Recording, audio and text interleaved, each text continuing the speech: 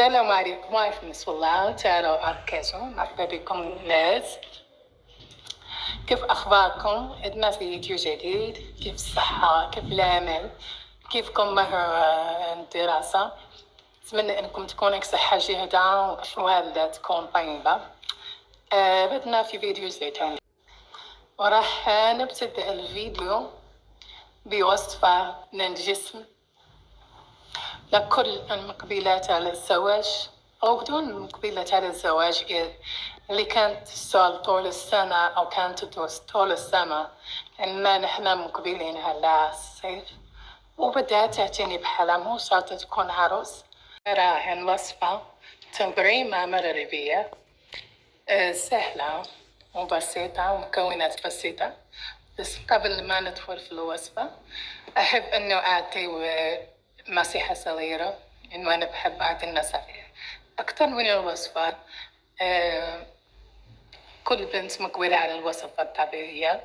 العروس تبدأ الوصفة الطبيعية شهرين أو 3 أشهر قبل زواجها أو قبل الحفل.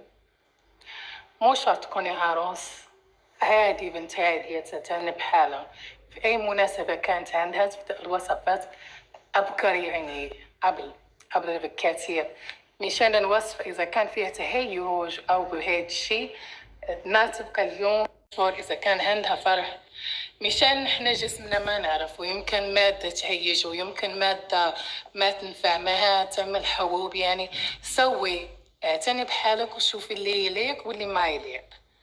فهمتين علي؟ مو تخلي لآخر لحظة وتسوين شيء يكون مهيج لك بشرتك بعدين.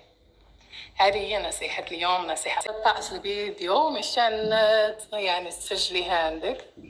قلت معلقة كبيرة من دقيق الحمص، معلقة كبيرة من مطحون يعني مسحوق الورد، ومعلقة كبيرة إلى معلقتين حنال، معلقة متوسطة من النيدة ومن الخرطوم والصابون البلدي وقليل من الحامض، ونخلط شوي تماع الورد وماء دافي ونخلط الخليط لحد ما يتجانس ونضعه على الجسم. وبعدين ندخل للحمام يكون سخن. أنا بالنسبة لي بخليها ساعة، وبعدين أهم اللي ماء سخن عليك مشان يتجرف عليك. وفركي جسمك بالليفة، جسمك بعناية بالليفة. وهذه هي الوصفة تبعي اليوم. يعني في بنات بيقولون هذه الوصفة ما راح تبيض، هذه الوصفة هل هي مؤكدة؟ ليش هذه الوصفة ما بيضت فلانة؟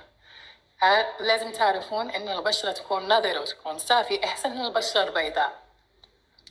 بشرتك تكون حلوة وفيها نظافة أحسن من البشرة البيضاء. أن الوصفات تعطي نتيجة، بس مع 3 مرات من الاستعمال، 4 مرات من الاستعمال. مو أول استعمال تسويها وتروحي للشمس تتمشي فيها، بالعكس على وجهك وعلى رقبتك. وصلنا لنهاية الفيديو. شكرا لكل المتابعين الأوفياء، شكرا على كل التفاعل للقناة. نلتقي في فيديو جديد إن شاء الله. أتمنى لكم تكرروا التعليق وتضغطون على زر الجرس لحد ما نلتقي في فيديو جديد إن شاء الله. مع السلامة.